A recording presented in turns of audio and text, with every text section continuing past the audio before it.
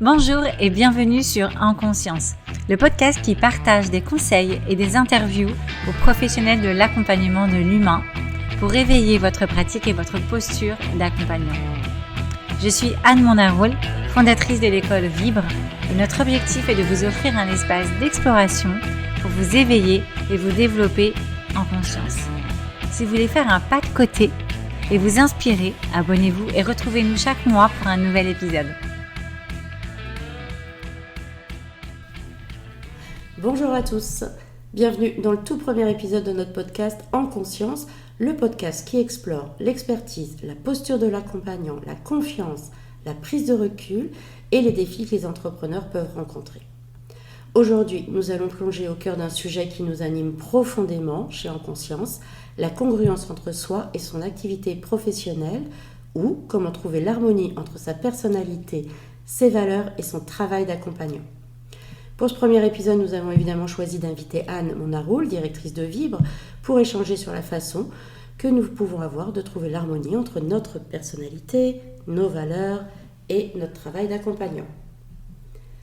Avant de vous présenter notre invité, je vais prendre quelques instants pour me présenter pour que vous sachiez qui se cache derrière le micro.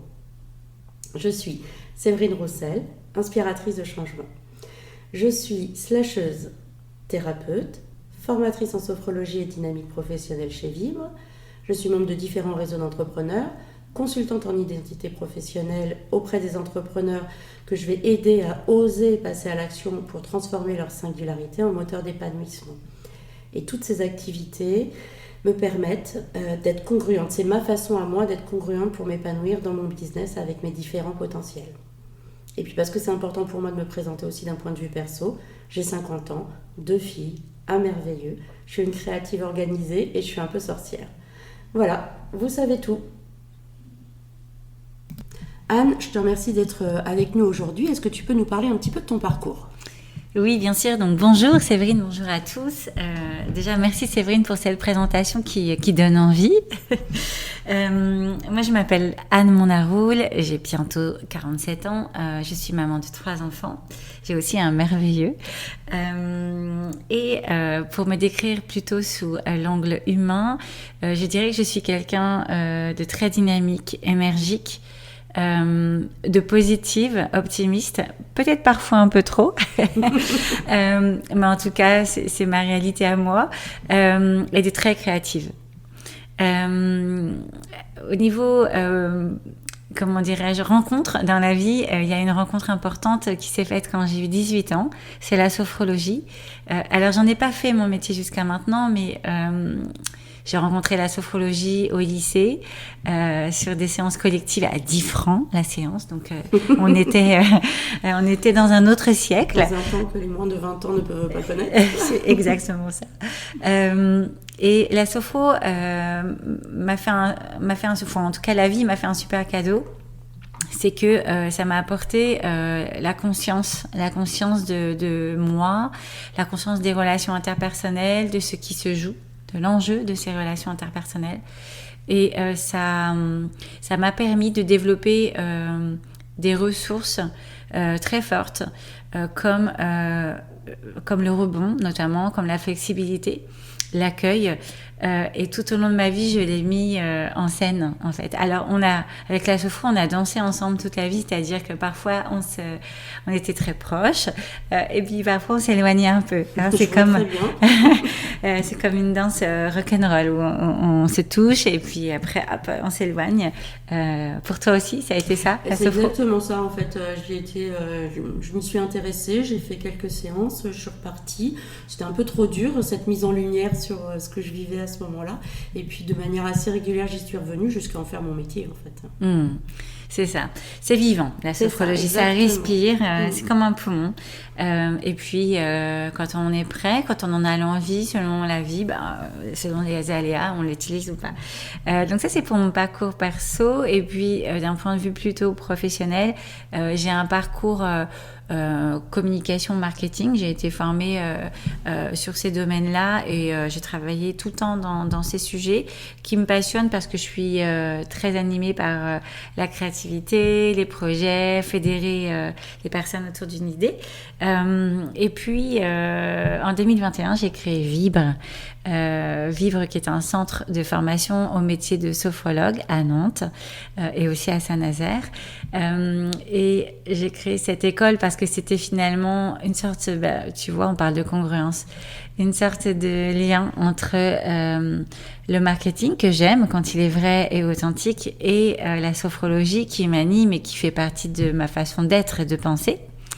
Et pour moi, vibre, ce mot-là, c'est vraiment, ça représente la congruence. C'est-à-dire, quand tu vibres à l'intérieur de toi, c'est que tu te sens bien, tu te sens à ta place. Et c'est ce que j'ai voulu pour les personnes qui rejoignent cette école, qui se sentent à leur place et que ça puisse vibrer à l'intérieur pour être animé et développer leur envie, leur talent. Voilà, leurs différentes appétences. Donc c'est plus une aventure humaine pour moi. C'est exactement ce qu'on veut aussi proposer autour du podcast En Conscience, c'est de permettre aux entrepreneurs accompagnants de l'humain de ressentir cette vibration profonde pour pouvoir être animés dans leur métier d'entrepreneur. On va plonger dans le vif du sujet, Anne, si tu veux bien, avec une première question où j'aimerais que tu nous définisses, pour toi en tout cas, ce que c'est que la congruence entre soi et son activité professionnelle, et alors peut-être particulièrement pour le coup dans le contexte des accompagnants de l'humain. Alors on parle des thérapeutes bien sûr, mais on parle des coachs, on parle des formateurs, et puis évidemment dans l'entrepreneuriat. Oui, merci, c'est une chouette question.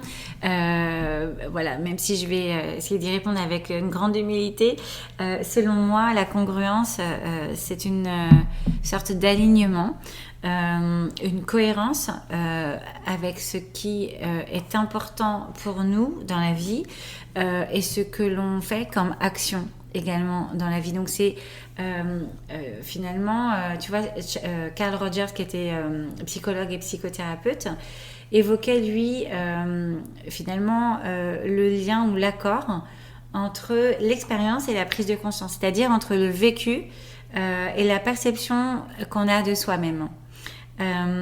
Et pour moi, c'est vraiment ça, la congruence. Mais ce qui est intéressant de préciser, c'est qu'elle est individuelle, c'est-à-dire qu'on est tous différents et donc sans jugement. L'idée, c'est d'accueillir ce qui est propre à nous, ce qui nous motive nous, quels sont nos objectifs de vie, nos valeurs de vie, ce qui nous épanouit, ce qui est OK pour nous et ce qui n'est pas OK pour nous. Et ça, c'est vraiment propre à chacun. Et derrière cette définition, je me dis, c'est surtout la question de à quoi ça sert d'être en congruence finalement. On est bien d'accord. c'est réellement d'être aligné. C'est être aligné et c'est quand nos actions font sens, quand on ressent... en fait, quand nos actions font sens, on ressent beaucoup plus de satisfaction. Et à l'inverse, quand on est désaligné, quand on fait quelque chose dans une non-congruence, ça peut provoquer un désengagement, ça peut provoquer un mal-être, un malaise. Et parfois, en fait, on se sent dans une telle distorsion entre les émotions, les valeurs, nos objectifs et nos actions, qu'on ne va pas bien du tout et ça peut même amener à faire une dépression, un burn-out. Finalement, taire ce que nous pensons peut nous malmener. Donc la congruence, c'est comme un chemin vers soi. C'est à l'image de ce que expliquait Carl Jung, le philosophe. Mieux se connaître, s'aligner pour gagner en authenticité et finalement inspirer aussi des vraies relations, ce qui est essentiel dans l'accompagnement de l'humain, que ce soit un coach, un thérapeute, un formateur, etc. Parce que, même un entrepreneur, parce que finalement, quand on fait appel à quelqu'un, un professionnel ou un ami, on fait appel à la personne en fait. C'est le lien qui est important et on a confiance en la personne. Donc dans des relations d'accompagnement de l'humain comme un thérapeute, ou un coach, c'est l'idée de créer une relation de confiance, mais de créer une alliance derrière qui va permettre, qui va rendre possible une collaboration efficace. On est bien d'accord que quelle que soit la pratique, la technique derrière l'humain, c'est l'humain avant tout qui va faire la différence. Oui, tout à fait. Est-ce que tu as une expérience personnelle où la congruence a joué un rôle crucial ? Je pense que j'en ai plein. En tout cas, celle que tu auras envie de nous partager aujourd'hui. Oui, bien sûr. J'ai plein d'idées en tête, d'expériences aussi de non-congruence, parce que finalement, c'est l'expérience de la non-congruence qui amène à affiner sa congruence. Mais du coup, effectivement, je pense à une expérience qui est assez... qui répond aux deux. En 2015, j'ai créé une première entreprise dans l'univers de la mode, puisque je sortais d'une entreprise dans le domaine de la mode. Et j'ai fait une liquidation judiciaire. À la suite de cette liquidation, j'ai été accompagnée par une asso qui est magique, que je vous recommande, qui s'appelle 60 000 rebonds. Elle est partout en France. Cette asso, elle a été créée par Philippe Rimbaud et c'est une association très humaine. Et cette asso, en fait, vous permet, en tout cas, elle accompagne les entrepreneurs qui auraient échoué dans leur aventure entrepreneuriale et elle va leur permettre ou en tout cas, elle va les aider, les accompagner pour rebondir personnellement, professionnellement, soit en tant que salarié, en tant qu'entrepreneur, que sais-je, en fonction de ce qui est congruent pour chacun. Et ce que m'a amené 60 000 rebonds, c'est déjà beaucoup de solidarité et de soutien, mais aussi une forme d'introspection, puisque l'association offre à chaque personne qui souhaite être accompagnée un accompagnement gratuit par un coach pendant 1 an. Donc, c'est un vrai travail sur soi, une introspection avec une réelle objectivité de ce qui s'est passé, de pourquoi j'en suis arrivée là. Et c'est clairement cette objectivité qui permet d'avancer. Parce qu'on peut toujours se voiler la face et se dire que c'est lié à d'autres facteurs. Je pense que le combo 60 000 rebonds et sophrologie que, comme je disais tout à l'heure, j'ai rencontré jeune et qui m'a câblée d'une certaine façon, flexibilité mentale, rebond, optimisme. Ça a été un combo merveilleux qui m'a permis d'analyser ce qui avait pu se passer, mais surtout, au-delà de comprendre, de définir qui j'étais, ce que je voulais pour moi. Je pense que je m'étais jamais vraiment posé la question avant. C'était assez intuitif. Et là, j'ai mis des mots, j'ai écrit des choses. Et d'écrire, de réaliser et de pas laisser juste ça au stade de l'intuition, c'est très constructif. Mais je trouve que ce qui est important et que tu nous partages, c'est d'aller en fait creuser, se poser les questions, et pour ça peut être difficile dans des périodes délicates de le faire tout seul, et d'être accompagné par des assos, par des coachs, par des thérapeutes. Ça nous permet en fait de mieux nous connaître, et c'est ça qui fait la différence en fait. Savoir qu'est-ce qui est important pour nous, ce qui ne l'est pas, de quoi j'ai envie, de comment j'ai envie d'y arriver, et ça fait toute la différence à mon sens. Oui, alors c'est vrai que dans ces expériences de vie, il se trouve que j'observe quand même qu'en général, on va voir un coach par exemple ou un thérapeute, une personne extérieure, quand il y a un truc qui va pas. Et en même temps, ça pourrait être très intéressant comme une hygiène de vie d'aller voir, même quand ça va, pour nous donner des clés de conscientisation aussi, pour mieux se connaître et faire nos choix en cohérence, en congruence. Et tu vois, après cette liquidation judiciaire et cet accompagnement 60 000 rebonds, j'ai créé un cabinet de stratégie d'entreprise et de stratégie marketing qui ciblait les dirigeants des petites entreprises. Et ça s'appelait la stratégie Bloom, parce que Bloom, ça veut dire floraison en anglais. Ouais. Et j'aimais beaucoup cette notion de vie. Tu sèmes des graines, derrière il y a aussi cette notion de sérendipité, mais organisée. Et j'ai adoré cette période parce que c'est finalement un peu la rencontre de la sophro et du marketing, c'est-à-dire que c'est avec les dirigeants, on prenait la route vers soi. vers son authenticité, vers sa propre congruence. Je faisais du marketing de l'humain et j'ai adoré cette période, ça m'a passionnée. Et finalement, voilà, ça m'a menée tout droit à la Sophro. C'est là que j'ai créé Vivre ensuite. Et finalement, tout ça, c'est pour retrouver le chemin vers soi, la conscience de soi, de ses peurs, mais aussi de ses ressources. C'est exactement ça. Ça t'a permis, en fait, toutes ces étapes d'arriver là où tu es aujourd'hui, puis de te sentir pleinement congruente avec toi-même. Exactement. T'as des stratégies, des conseils pratiques pour favoriser cette congruence, issus de ton expérience personnelle, mais aussi de ce que tu peux observer Oui, là aussi, simplement, c'est d'aller chercher sa cohérence, en fait. Et comment on va chercher sa cohérence, alors pour moi, c'est ce qui marche, hein, c'est ce qui me parle, c'est en repérant ma zone de plaisir. En repérant là où je kiffe, là où je me sens bien d'être là, là où je me sens à l'aise. Et quand je suis dans le plaisir, je suis dans le talent.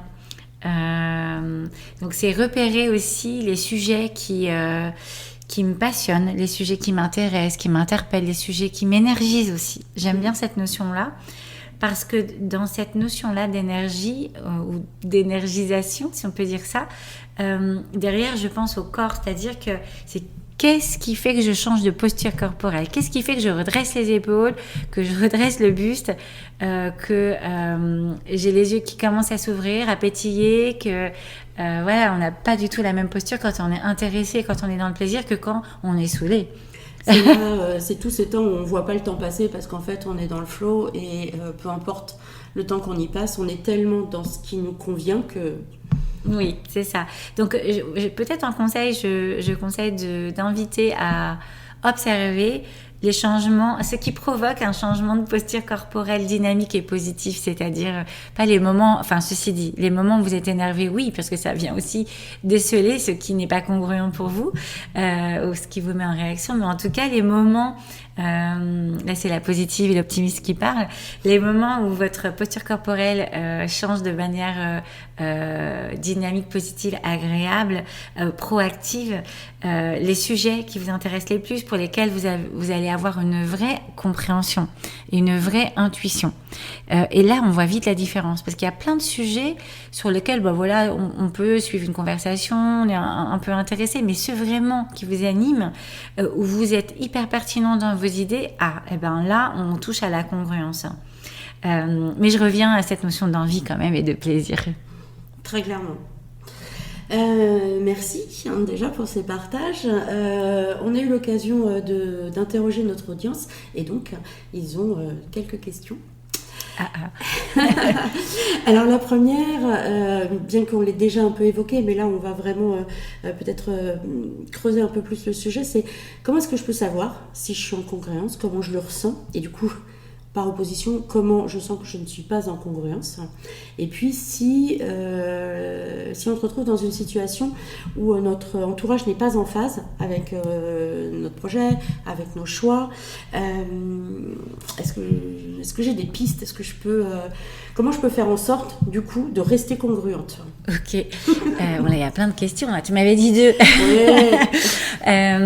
Donc, en effet, la première question est finalement comment je repère si je suis en congruence ou si je ne le suis pas. Exactement. Alors, là, je vais faire aussi une réponse... c'est très personnel et chacun va avoir sa réaction, ses réactivités individuelles. En ce qui me concerne, je ressens que je suis en congruence quand je me sens bien, quand je me sens à l'aise, quand je peux m'autoriser à m'exprimer, quand c'est fluide. Et à l'inverse, quand je ne me sens pas en congruence entre mes actions aussi, hein, pas que les actions des autres, mais entre mes actions, mes émotions, mes pensées, mon expérience, eh bien c'est dans mon ventre. Ça se passe corporellement. J'ai un petit truc dans le ventre qui me fait Là, c'est spécial dédicace à Cédric Houssin, qui est un coach aussi, qui est spécialiste du human design. On aura l'occasion d'en parler, avec qui on parle souvent de notre façon de fonctionner. Et en effet, on parle souvent du 1-1, qui vient indiquer qu'il y a un truc qui coince, un petit caillou là dans le bide, où je me sens pas à l'aise. Ça remonte dans la gorge. Ça me crée un stress fort, et ça peut même remonter dans la tête, sans me donner des céphalées, mais en tout cas, c'est quelque chose que je ressens corporellement de manière très vive. Et puis, de même, je ne me sens pas à l'aise, donc à l'inverse de la première réponse, moins à l'aise pour m'exprimer, je regarde pas dans les yeux. En fait, c'est assez fou. Quand on a fait un truc où on n'est pas trop raccord avec ce que l'on est, eh bien, effectivement, je vais être fuyante dans mon regard. Je peux être aussi fuyante dans mes paroles, où je vais faire une petite mayonnaise rapidos et c'est allez, emballer, c'est peser. J'espère qu'il a rien vu ni connu, mais bon. Et ça, toi, tu sens que c'est par raccord. Ben exactement. Si je le fais comme ça, c'est que c'est par raccord. Voilà. Donc là, je vous le livre en toute authenticité. Et puis la deuxième question, c'était en ce qui concerne notre entourage. Ouais, et ben ça c'est un vrai sujet. Effectivement, parfois on prend un chemin différent de celui que notre entourage aurait souhaité pour nous. Ça peut être nos parents. Je pense qu'on a tous des exemples, soit perso en nous ou autour de nous, de parents qui voulaient que les enfants aillent dans une direction, et finalement les enfants ont pris le contre-pied et se sont écoutés et ils ont choisi une direction tout autre. Finalement, là-dedans, il y a une histoire de confiance, en fait, de confiance en soi, parce que la congruence, c'est se faire confiance, en fait. Se faire confiance, s'accorder, en fait, entre ses actions, ses émotions, ses pensées, c'est son expérience, mais c'est se donner la possibilité de s'accorder avant d'être en congruence et initier le mouvement vers cela. Et donc, c'est un magnifique cadeau que vous vous offrez, que de vous faire confiance en vous disant ok, je ressens ça, j'écoute mon corps, mon mental, mes émotions et j'y vais. Et si ça fait réagir les autres, bah, quelque part c'est leur problème. Alors évidemment après il y a toute la question du lien, de la relation. Si c'est des parents, si c'est un mari, si c'est des enfants, ça peut vite être conflictuel quand on ne prend pas les mêmes chemins et qu'on s'offusque que l'autre ne prend pas le chemin qu'on avait pensé pour lui. Mais ça aussi, c'est le problème de l'autre et pourquoi ça le met en réaction. Est-ce que c'est des peurs? Est-ce que c'est des injonctions? Est-ce que c'est un conditionnement, une éducation? Et je pense que la meilleure façon de faire en sorte que ça se passe de manière fluide, c'est-à-dire d'aller dans des chemins différents, c'est de rester en lien et de faire comprendre pourquoi. De faire comprendre pourquoi on a choisi ce chemin et d'expliquer en quoi cette congruence se manifeste, d'où elle vient.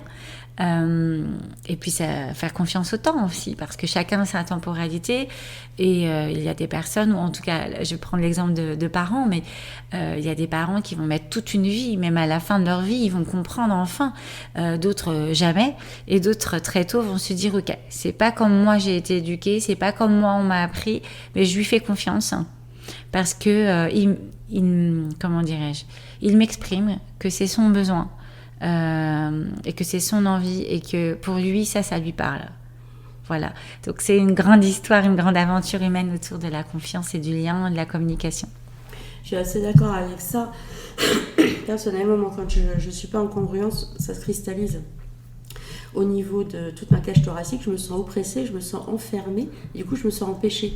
Ça veut dire que si je rencontre des personnes ou si je mène une action qui est pas pleinement en phase avec mes valeurs, je vais pouvoir me mettre en mode observation ou en inaction parce que ça colle pas avec ce qui m'anime profondément.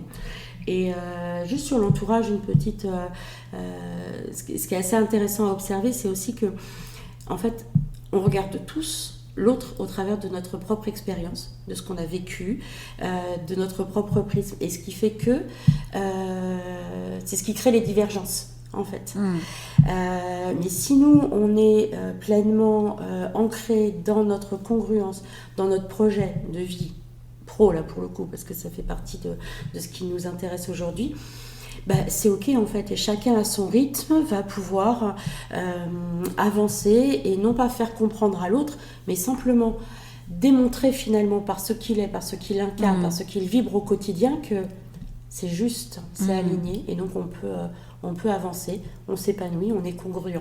C'est vrai que d'une certaine façon, une personne en congruence, elle irradie de sa congruence. Exactement. Et après, c'est une question d'ego, d'accepter ouais, c'est ça. C'est une question d'ego de l'accepter et de se dire, ok, là, c'est juste pour cette personne. D'ailleurs, une petite aparté, en parlant d'ego, on a collaboré avec Anne Jamelot-Bonadi, qui est sophrologue depuis 28 ans et qui a créé l'égologie. C'est une formation sur l'égologie. Donc là, c'est la science de l'ego et elle parle de ça, en fait. Finalement, on a des besoins, on a des manques, mais ça peut créer un stress relationnel à partir du moment où c'est excessif. C'est ça. Et c'est sûr que nos réactions, nos réactivités sont finalement la mise en scène de cet excès de. Donc revenons à de la simplicité et de la confiance simple. C'est que quand on n'a pas la possibilité, quand on ne peut pas s'autoriser, quelles que soient les raisons, à être pleinement soi, et donc à être congruent envers soi-même, et bien à l'intérieur, Anne dirait que l'ego est là et que ça fait greux. Ça fait greux, c'est ça. Merci beaucoup, Anne. Est-ce que, si tu veux bien, est-ce que tu as des outils concrets, alors des recommandations autour de livres, de ressources, pour qu'on puisse en fait cultiver cette harmonie, cette congruence entre notre personnalité, nos valeurs et notre business? Alors là aussi, ça va être super personnel. J'en ai quelques-uns, des outils dont je me suis servie et que j'aimerais vous confier. Donc, je pense comme ça spontanément à l'ikigai. Tu vois ce que c'est, l'ikigai? Ouais, très bien, ouais. C'est une méthode japonaise pour donner du sens à sa vie. Littéralement, on pourrait le traduire en raison d'être ou joie de vivre. Alors forcément, moi, le côté joie de vivre, ça me parle beaucoup. Et puis raison d'être aussi, c'est vraiment donner du sens à sa vie, être à sa place. En fait, c'est une méthode que je trouve idéale pour trouver sa congruence parce que ça vient interroger tous les champs de sa vie, toutes perso et pro. Exactement. Donc ça, c'est un conseil. Je conseillerais par rapport à l'ikigai de se faire accompagner. Il y a des méthodes pour le faire seul, il y a plein de livres qui existent, mais c'est quand même tellement chouette de bénéficier d'un accompagnement humain par quelqu'un qui va vous faire un effet miroir, qui va vous permettre de prendre un peu de recul avec des questions qui vont pas toujours vous mettre en confort ou à l'aise, mais c'est comme ça que vous allez avancer. Donc il y a plein de coachs aujourd'hui qui se sont formés à cette méthodologie-là. Donc mon conseil, c'est d'actionner cet outil qui est un outil formidable. Ça nous apporte une vraie complétude. Le deuxième outil, alors c'est plus qu'un outil, c'est la sophrologie. Évidemment. C'est bien plus qu'une boîte à outils, la sophro, c'est une philosophie de vie. Donc la sophro, clairement, c'est finalement un peu comme l'ikigai, mais de manière beaucoup plus philosophique et corporelle. Alors j'ose dire le mot philosophique, mais c'est ça, évidemment, c'est une approche psychocorporelle, donc on vient plus dans son corps vivre les choses, mais on vient détecter finalement la conscience de notre corps, de notre mental et de nos émotions. Donc je ne conseillerais que trop la sophrologie, il n'y a aucune contre-indication. Vous pouvez vous faire accompagner à titre individuel par un sophrologue pour venir travailler certains points qui vous empêche en fait. Pour mettre de la lumière en fait, on vient travailler sur la conscience et ça veut dire on vient mettre de la lumière sur tous nos potentiels, mais aussi tous ces endroits, toutes ces parts de nous qui sont pas raccords parce que nos expériences de vie, parce que voilà. Oui. Grâce à cette mise en lumière, on vient mieux se comprendre, mieux se connaître, et du coup, ça nous permet de nous aligner, de mieux comprendre nos besoins, de mieux connaître nos valeurs et d'être pleinement congruents. Oui. Et il y a vraiment cette notion d'identification des facteurs favorisants et des facteurs empêchants à notre harmonisation. Donc vous pouvez vous faire accompagner à titre individuel par quelqu'un, mais aussi réaliser des ateliers collectifs. Bien sûr. Et c'est chouette de vivre les deux aussi parce que c'est des expériences très complémentaires.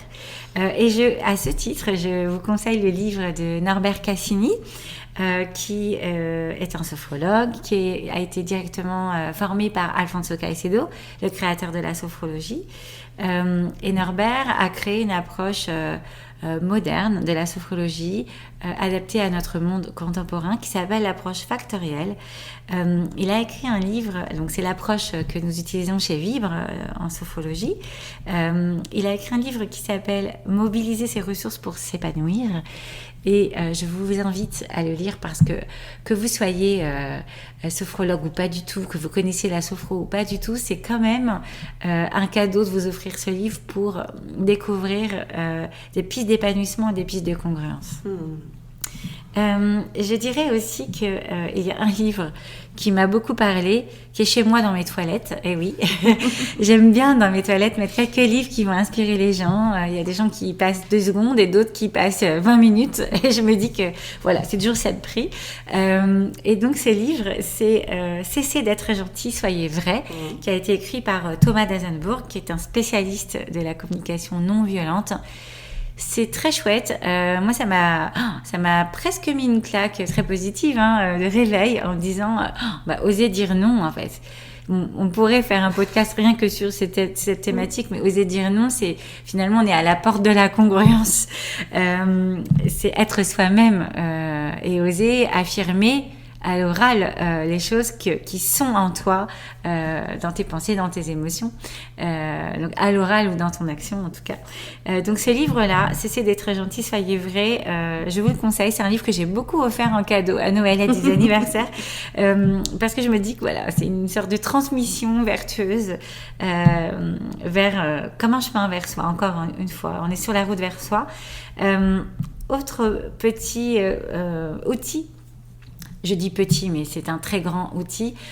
En fait, il existe plein de méthodologies de décryptage des différentes personnalités qui se sont professionnalisées.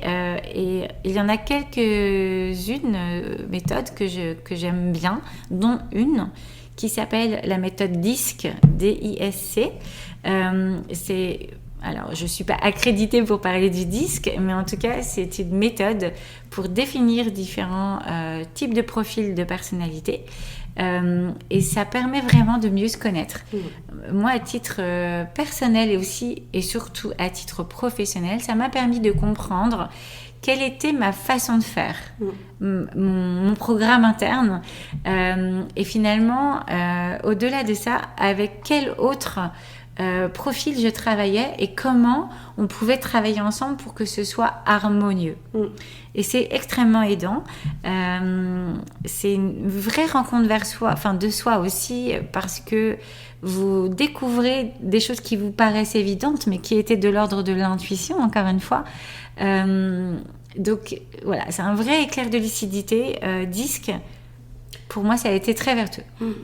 Moi, j'aime bien cette méthodologie autour de l'énéagramme, parce que de la même façon, en fait, on vient apprendre à mieux se connaître, premièrement, mais aussi on vient apprendre à mieux comprendre les autres. Et ça, pour communiquer, alors pareil, pour être congruent avec soi-même, et pour pouvoir aussi communiquer avec le monde qui nous entoure et rester congruent avec soi-même, c'est-à-dire se rapprocher des personnes qui nous correspondent et peut-être s'éloigner de celles qui nous correspondent moins, c'est assez intéressant. Oui, tout à fait. L'énéagramme, c'est une autre forme comment dirais-je, d'outils autour de la personnalité qui est très intéressante. Plusieurs. Exactement. Et j'allais oublier un petit dernier qui me tient vachement à cœur, je pense notamment par rapport à mon expérience de liquidation judiciaire, c'est le livre de Charles Pépin qui se nomme « Les vertus de l'échec ». Où là, clairement, c'est un livre qui permet une vraie introspection sur qui nous sommes et sur nos expériences. Et que chaque expérience, qu'elle soit pas agréable, pas confortable ou au contraire très agréable, est forte de sens et d'enseignement sur ce qui est juste pour nous. Donc, ce petit livre qui est tout petit, qui coûte pas cher, il permet vraiment ce chemin vers sa propre congruence. Moi, j'ajouterais, pareil, parce que ça fait écho à mon expérience personnelle, tout le monde n'a pas eu la chance de rater ses études d'Olivier Roland. Ah oui, tout à fait. Parce que j'ai effectivement un parcours particulier et atypique, et ça nous permet en fait de voir qu'il y a d'autres façons de s'épanouir, d'autres façons de réussir, et je mets des guillemets à la réussite, en sortant en fait des schémas préétablis et justement, comme tu le disais tout à l'heure, de ce que parfois nos parents veulent pour nous et que nous, en tant qu'enfants, on ne va pas suivre comme conseil. Je crois que ce livre, il a été adapté en BD. Oui, exactement, ouais, tout à fait. Du coup, plus visuel, qui peut aussi toucher un plus large panel de personnes avec des exercices très concrets. C'est ça, exactement. Écoute, merci beaucoup, grand merci Anne pour tous ces tips passionnants sur la congruence. Mais merci à toi. Vous l'aurez compris, il suffit en fait souvent d'appliquer des conseils finalement très simples et qui paraissent tellement simples que justement on peut avoir tendance à les oublier. Restez connectés pour notre prochain épisode. Nous allons explorer autour d'une pause comment se ressourcer quand fatigue mentale, émotionnelle et corporelle sont de la partie. Les pauses, nous les avons conçues comme étant une parenthèse, un moment pour se retrouver de soi à soi. Ça va durer 10 minutes, un quart d'heure à peu près. Ok, ça donne très envie. Une petite bulle, parenthèse pour soi. C'est exactement ça. Merci encore Anne d'avoir été avec nous. D'ici là, restez en conscience et puis éveillez votre posture d'accompagnant et d'entrepreneur. C'est la fin de cet épisode. Nous espérons qu'il vous aura permis de faire un pas de côté et de vous apporter de nouvelles pistes de réflexion et d'inspiration. Nous vous proposons de continuer à vous éveiller avec les autres épisodes à votre disposition. Partagez, abonnez-vous, suivez-nous sur les réseaux sociaux et surtout retrouvez-nous le mois prochain.